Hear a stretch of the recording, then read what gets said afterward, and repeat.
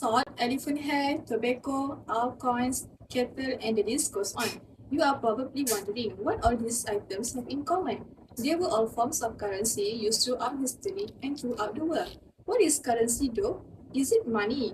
The answer is no. Money and currency are not the same thing. Money has no real value whatsoever. We only believe it has value because someone said it has value. Currency, on the other hand, is whatever we say it is. The accepted form of currency around the world today just happens to be money. I will admit it is not ordinary behavior for the average citizen to sit around contemplating money and currency. Rarely do I think to myself, what is currency and how does it affect me? What most people do sit around and think about is, why are things so expensive? I wish I had more money. I wish I could get my head above water.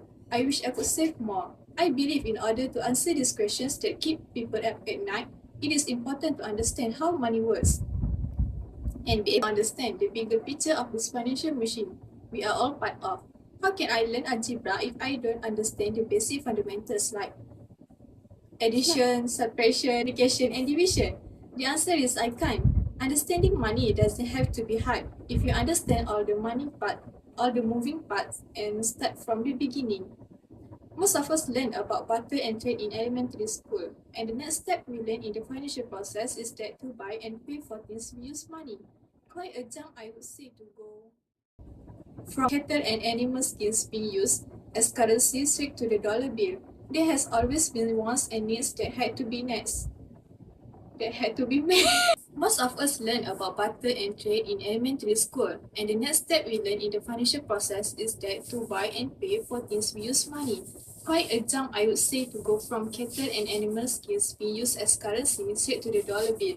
There has always been wants and needs that had to be met. In example, food, clothing, weapons, animals, and much more. We know these things as commodities. Barter and trade was effective as long as you had something the other person wanted and they had what you wanted. This became more and more difficult as trade flourished around the world. Can you imagine all of us lugging around TVs and Xbox as forms of currency? Buyers and sellers had to agree upon a system of payment for goods and services, and this is where money became an accepted form of currency.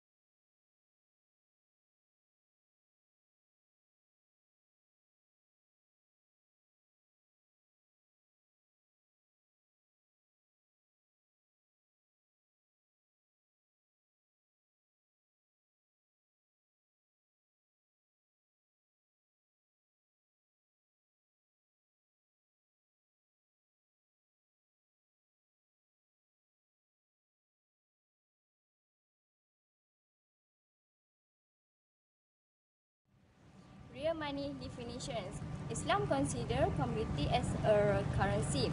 The commodity that can be used as a currency is a gold as a gold dinar, silver as a silver dirham, rice, wheat, date, and barley. Paper money can be used as long as it is bought by one of these commodities at a pre-exchange rate. Then the price of the price of this commodity is set by the market as long as fiat money is not used.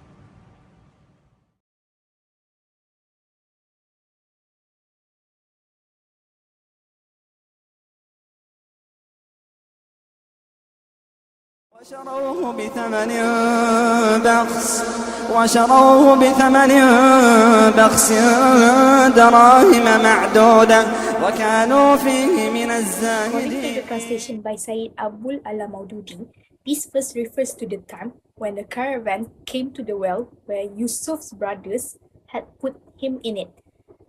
They sent their water carrier and he let down his bucket in the well. Seeing Yusuf in it, he cried aloud, "Good news! Here is a young lad." So they hid him as a merchandise, but Allah knew well that they were doing. They sold him in a paltry price, a few dirhams, and they did not expect a big price for him. On the other hand, According to Ibn Abbas, they sold him for a fraction of that, maybe a tenth of that, for 40 coins. This verse tells us that the travelers of the caravan who found Yusuf salam from the well sold him for a few dirhams. That means the currency used during those times was dirham. A dirham is a coin of certain weight made of silver. From this Quranic verse, we come to know that silver is one of the commodities which were used as money or currency during old times. The last one, money should serve as medium of exchange in buying and selling in trades. Therefore, all such commodities like gold, silver, wheat, barley, dates, etc. as mentioned in hadith above, and all other such commodities which fall under the same categories are in fact the real money from Islamic point of view.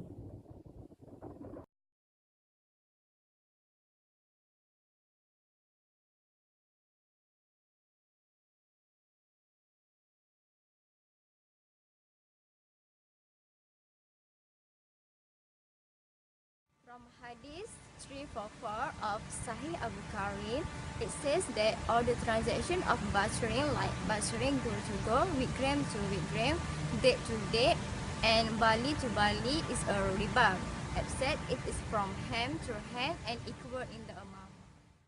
Riba exists in different forms. First, lending money on interest. Second, giving bribes to unjust favors. Third, taking gift from fellow brothers in return for helping them in certain matters. Fourth, increasing the selling price in consideration of deferred payment. Thus, to refund real money as explained in Islam, anything which has to be classified as money should pass the following criteria. First, money should have its value within itself, known as intrinsic value. Money cannot have its value outside of itself. Second, money is created by Allah, because human beings cannot create money. All the commodities which were used as money is actually created by Almighty Allah. No one on this earth has the power to create gold or silver or wheat or copper, etc. etc. Third, money should not be perishable. Perishable things were never used as money, as they don't have the required characteristics of acting like money.